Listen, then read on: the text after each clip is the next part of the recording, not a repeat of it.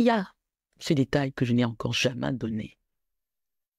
Il y a le fait que la mère du cancre de macaque regarde ma génitrice avec envie, rage, et oui, avec une haine qui ne s'est jamais éteinte. Jamais. Elle la voit là et elle se dit, oulala, voilà une femme qui n'est pas une villageoise. Voilà une femme qui est dangereuse. Parce que si je lui permets de véritablement s'asseoir, mes enfants et moi, on est foutus. Je n'essaye pas ici de salir la mémoire de quelqu'un qui est décédé et qui ne peut plus se défendre.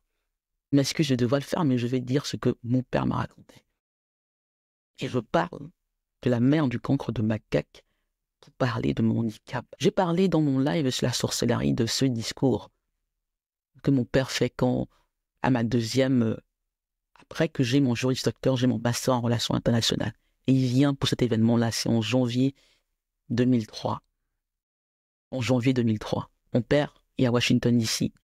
Et quand je lui remets mon diplôme de droit, parce qu'il faut un peu plus de temps pour avoir mon master en relations internationales, il fait un discours. Et il y a, je le veux le redire, il y a Eric Chinji qui est là. Il y a Eric Chinji qui est là. Je ne veux pas dire notre relation, mais il y a Eric Chinji qui est là. Et mon père se lève, il parle de mon handicap en disant « Ma fille ne devait pas être handicapée. On l'a rendue handicapée. » Donc, après mon amputation, difficile, difficile, il a fallu pour que j'arrive à me faire amputer, à pouvoir mettre une prothèse, que je fasse 2 opérations.